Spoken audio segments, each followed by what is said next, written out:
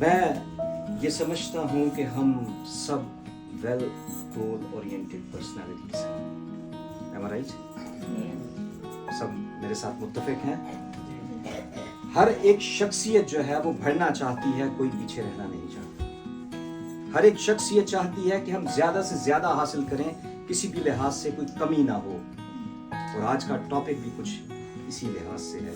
جن کے پاس کلام مقدس ہے میرے عزیزو, آپ میرے ساتھ کھول سکتے ہیں پرانے عہد نامہ میں سے دوسرا سلاطین, اس کا 4 باب اور پہلی سے 7ویں آیت کی تلاوت کریں گے, اور اسی میں سے آج ہم اپنے لیے سیکھیں گے. ایک دفعہ پھر دہرائی دیتا ہوں, دوسرا سلاطین پرانے عہد نامہ میں سے اس کا 4 باب اور اس کی پہلی سے 7ویں آیت.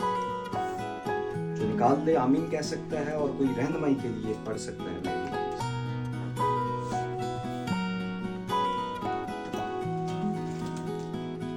اور انبیاء زادوں کی بیویوں میں سے ایک عورت نے علیشا سے فریاد کی اور کہنے لگی کہ تیرا خادم میرا شوہر مر گیا, اور تو جانتا ہے کہ تیرا خادم خداوند سے ڈرتا تھا, سو اب قرض خواہ آیا ہے کہ میرے دونوں بیٹوں کو لے جائے تاکہ وہ غلام بنے.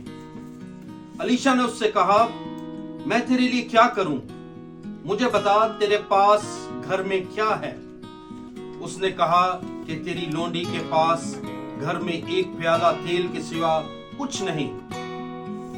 تب اس نے کہا, تو جا اور باہر سے اپنے سب ہمسایوں سے برتن عاریت لے, اور وہ برتن خالی ہوں اور تھوڑے برتن نہ لینا, پر تو اپنے بیٹوں کو ساتھ لے کر اندر جانا اور پیچھے سے دروازہ بند کر لینا, اور ان سب برتنوں میں تیل انڈیلنا, اور جو بھر جائے اسے اٹھا کر الگ رکھنا. سو وہ اس کے پاس سے گئی, اور اس نے اپنے بیٹوں کو اندر ساتھ لے کر دروازہ بند کر دیا, اور وہ اس کے پاس لاتے جاتے تھے اور وہ انڈیلتی جاتی تھی. جب وہ برتن بھر گئے تو اس نے اپنے بیٹے سے کہا, میرے پاس ایک اور برتن لا. اس نے اس سے کہا, اور تو کوئی برتن رہا نہیں. تب تیل موقوف ہو گیا. تب اس نے آ کر مرد خدا کو بتایا. اس نے کہا, جا تیل بیچ اور قرض ادا کر, اور جو باقی رہے اس سے تو اور تیرے فرزند گزران کریں. پاک کلام کے پڑھے اور سنے جانے پر خدا کی برکت. آمین آمین. بہت شکریہ بھائی جوزف, خدا آپ کو برکت دے. عزیزو, اس کہانی سے ہم بخوبی واقف ہیں. اگر آپ کو یاد ہو تو ہم نے پچھلی دفعہ سیکھا تھا امید کے حوالہ سے کہ امید کیسے نا امیدی کیسے امید میں بدلتی ہے. آج اسی شخص, اس مرد خدا کے شاگرد کی ایک بات, اس کی کہانی جو آج ہم سیکھیں گے, جو کہ جس کو میں نے ٹائٹل دیا ہے برکت حاصل کرنے کا راز, کی ٹو بلیسنگ.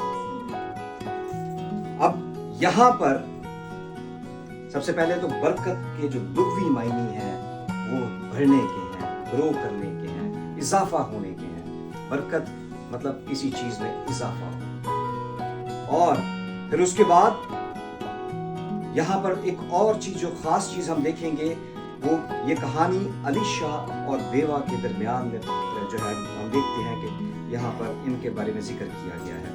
اب علیشا کے جو لغوی معنی ہے وہ ہے یہوہ خدا میری نجات, یا یہوہ میری نجات. اور اس کے وسیلہ سے نجات بہت سارے لوگوں پر آشکارا ہوئی. اب یہاں پر ہم دیکھتے ہیں کہ لکھا ہے کہ انبیاء زادوں کی بیویوں میں سے ایک عورت ہے. میری گزارش ہے کہ ساتھ ساتھ آیت پڑھتے جائیں گے اور ہم جو ہے وہ اس کو سیکھتے چلے جائیں گے.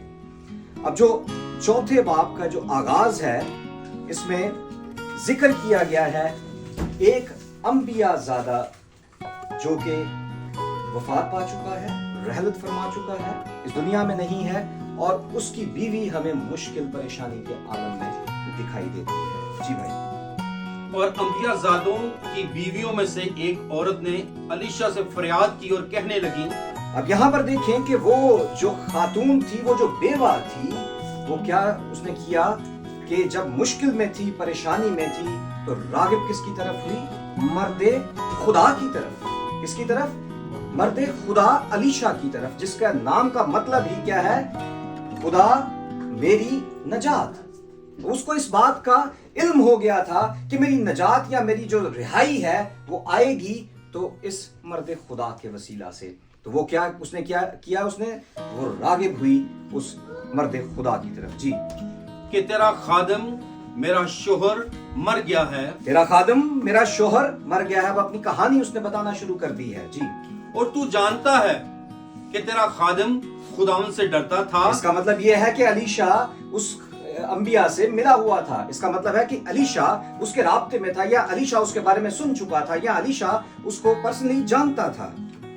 जी। सो अब कर्ज ख्वाह आया है और मेरे दोनों बेटों को ले जाए ताकि वो गुलाम बने। हाँ जी। अब पहले उसने अपना मुद्दा बयान करने से पहले अपने हस्बैंड के बारे में बताया कि मैं एक बिलीवर खानदान से ताल्लुक रखती हूँ और मेरा जो शौहर था वो एक नबी था। और फिर उसने इस बात का भी इजहार किया कि तू बेहतर जानता है कि वो खुदा से डरता था, और लेकिन जब वो इस जहाने फानी से रुखसत हो गया तो क्या हो गया कि हम अब इस वक्त कर्ज के नीचे हैं। तो बिब्लिकली अगर हम देखें तो कर्ज एक बहुत बड़ी लानत है, जो कि उसके नीचे जो आ जाता है वो बड़ी मुश्किल और परेशानी के अंदर रहना शुरू हो जाता है। अब यहाँ पर उसने कहा कि हम कर्ज के नीचे हैं। हमने बहुत सारे लोगों का, या हमने कुछ लोगों का जो है वो कर्ज देना है, और अब वो हमारे दरवाजे पर आ चुके हैं ताकि क्या करें कि मेरे बेटों को ले जाएं और गुलाम बना लें। लेकिन बेसिकली यहां पर हमें वो तड़प नजर आती है उस बेवा की अपने बच्चों के लिए कि मेरे बच्चे जो एक अच्छी जिंदगी गुजारते थे, आजादाना जिंदगी गुजारते थे, अब जो है वो गुलामी के आलम में चले जाएंगे, वो गुलाम बन जाएंगे। और जब वो गुलामी में, अब हम सब जानते हैं कि जो गुलाम बन जाता है वो अपनी मर्जी से कुछ कर नहीं सकता, खा पी नहीं सकता जब तक कि उसका मालिक उसको इजाजत ना दे। और यहाँ पर इस बात का इजहार जो है वो बेवा उस मर्द खुदा से कर रही है कि मैं नहीं चाहती कि वो जो कर्ज लेने वाले हमारे पास आए हैं वो मेरे बच्चों को ले जाएं और वो गुलामी के आलम में रहें। अब अगला सवाल जो है अलीशा ने उससे क्या किया? अलीशा ने उससे कहा, मैं तेरे लिए क्या करूं? जी, मुझे बता, तेरे पास घर में क्या है? सबसे पहला सवाल अलीशा ने उस बेवा से किया कि बता कि मैं तेरे लिए करूं क्या? तेरे पास है क्या कि मैं तेरे लिए करूं?